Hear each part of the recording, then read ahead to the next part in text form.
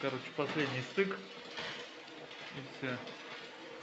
Смотрите, какой подгонщик на сварщика в городе. Подписывайтесь на него. Дядька делает вещи.